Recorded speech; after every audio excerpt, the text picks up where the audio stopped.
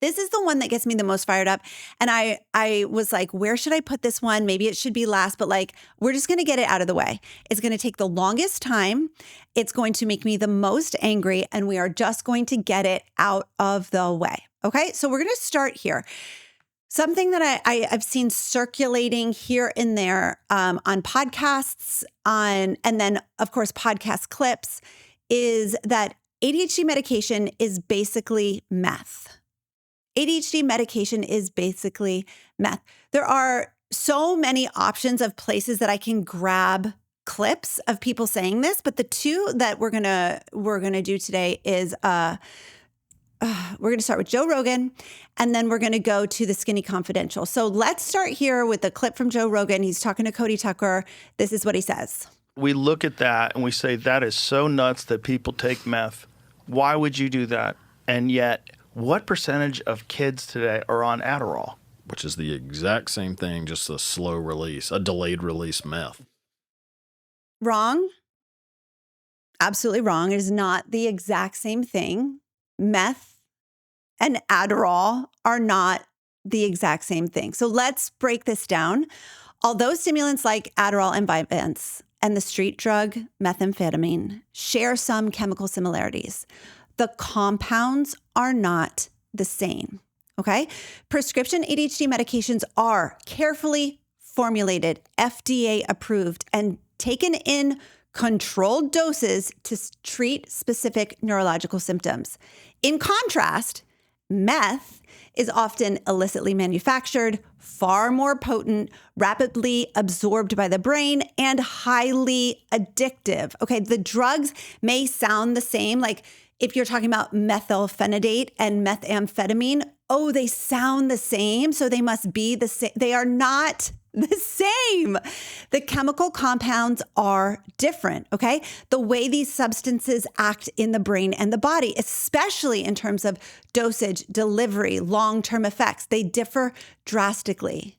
They differ drastically. So let's get into the nerdiness of it all. We're going to get into some really nerdy stuff here because this needs to be said, okay? Taking medication like Adderall, and the compound for that is, and I have to blow this up so much because I can't barely read it, C9H13N, versus using the street drug methamphetamine, which is a similar compound, but it's not the same. Methamphetamine is C10H15N. Okay? So they look similar. They sound similar. They are not the same. It's like the difference between table salt and bleach. Now let's talk about the chemical compounds for table salt and bleach. Table salt, the chemical compound is NaCl. Table salt, NaCl. And bleach, okay, the compound there for that is NaClO. Oh my gosh, they look so similar. They must be the same. No, we're talking about chemical compounds here now. I got a C in chemistry. So I am not the one. I am not the one that should be breaking this down. But if nobody else is going to do it, I guess I'm just going to have to do it. I got a C in chemistry, y'all. 10th grade, Montgomery High School, Princeton, New Jersey, C in chemistry with Virginia Boehner as my teacher. Like, I'll never forget it. I didn't enjoy it, okay? These compounds, Adderall, C9, H13N, and the street drug methamphetamine, C10, H13N, they look similar, okay? But amphetamine, which is the compound used in stimulants, and methamphetamine, they only differ by one extra carbon and two hydrogens, okay? Now, if you don't have a chemistry brain, like I don't have a chemistry brain, you might be like zoning out, but just hear me on this. They only differ by one extra carbon and two hydrogens, but that makes a vast difference in what they actually are. Now, table salt and bleach only differ by one oxygen atom. Table salt and bleach only differ by one oxygen atom, but that tiny chemical difference makes a huge functional difference. So we would never say that table salt and bleach are the same because the compounds look very similar. We would never say that. We would never say like, oh, well, that they're basically the same. No, they're not basically the same. They're actually very, very different. Just like amphetamine and methamphetamine are not basically the same. They are very, very different. One helps to regulate brain function, which is amphetamine. The other hijacks the brain function, which is methamphetamine, right? One belongs at the dinner table, table salt. The other belongs in the laundry room, which is bleach, okay? One supports focus, amphetamine. The other causes addiction and long-term brain damage, methamphetamine. Very different substances, okay? Okay, are you with me? Are you getting it? So I understand that it can be really intimidating when someone says to you, you take Adderall, you know that's basically meth, or you're giving your child ADHD medication, you know that's basically meth. My child's ADHD medication is literally called methylphenidate. And I remember having that pause moment of like, oh my gosh, like, is this okay? Methylphenidate? Is this a problem? Should I be worried that I'm giving my child meth? And then I look into it deeper and it's like, no, it's very, very different. Okay. It's really important that you understand so that, first of all, you can feel secure if you choose to take ADHD medication or you choose to medicate your child. You are not, quote unquote, basically giving yourself or basically giving your child meth. No, you're not, okay? You'd never say that salt is bleach just because the compounds look similar. You would never say that Adderall is meth because the compounds are different, okay? You're never going to do that, okay? So chemical similarity does not mean functional similarity. Let me play another clip. This is from a podcast called The Skinny Confidential, which is a very, very popular podcast. And Michaela Peterson was on and just spewing some nonsense. And it just makes me so angry. Go ahead, let's play that. If there's a parent who's listening that wants to put their kids on Adderall or has put their kids on Adderall, what is your experience? And is there anything that you would caution? I mean, Adderall is like meth. So, I mean, they have a fancy name for it, but it's basically meth. So no, probably kids shouldn't be taking that. Like, look into diet, at least cut out all the processed foods and maybe all the ingredients that are already banned in Europe. No. That's not, no. I mean, sure, take out processed foods. Love that for you. That may actually make a difference in the presentation of symptoms, but it's not going to cure ADHD.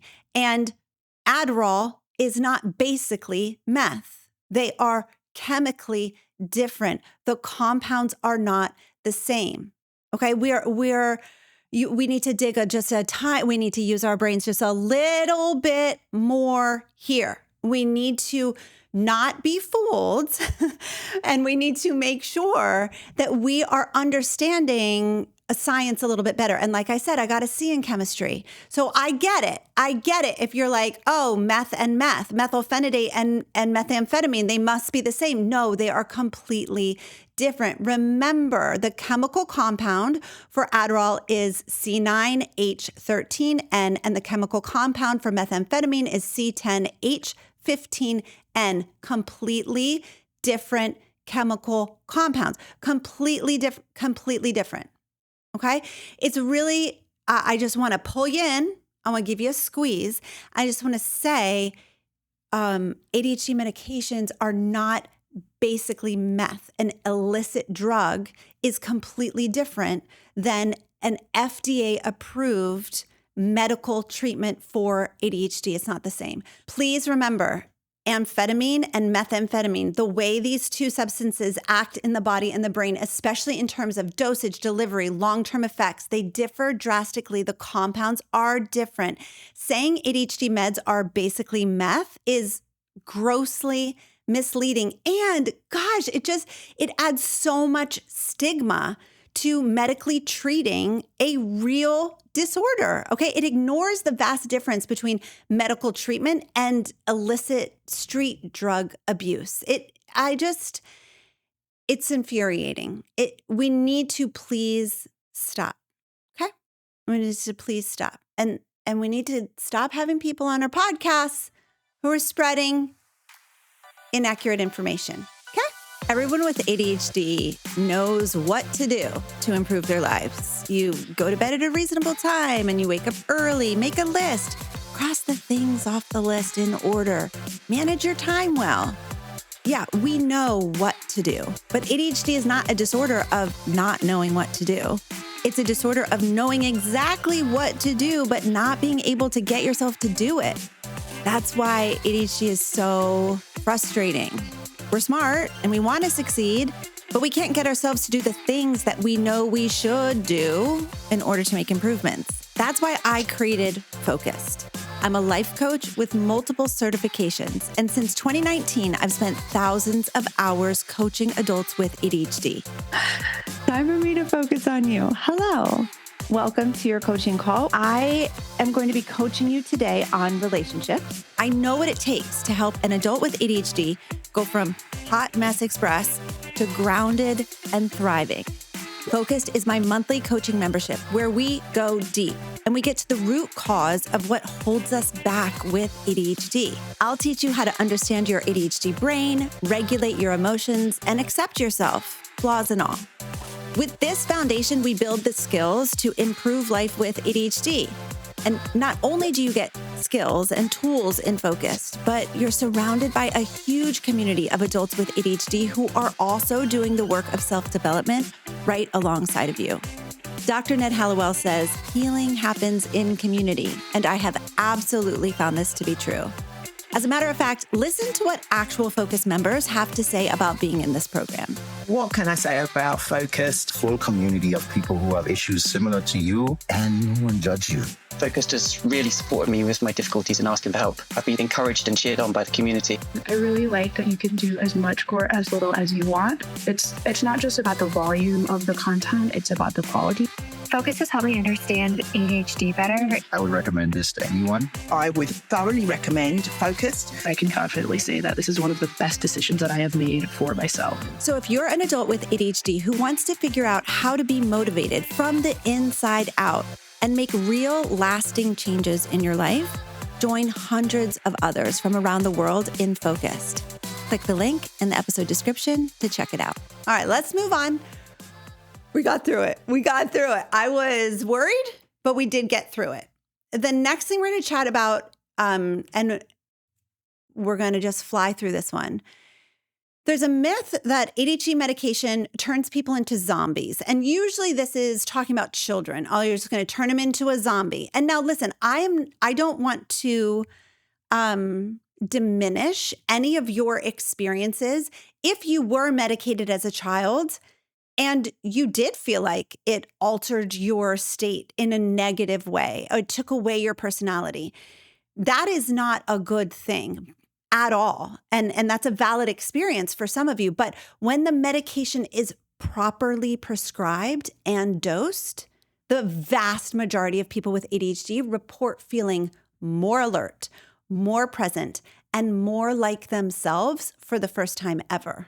Okay, that flat, numb, or like disconnected feeling that some have described, and maybe you've experienced if you were a child who was treated for ADHD and maybe like the doctor just like did not prescribe a good fit med, or your parents asked to like continually increase the dosage beyond what your body could tolerate. It's not a good thing. That flat, numb, disconnected feeling usually means the dose is too high or the medication is not a good fit.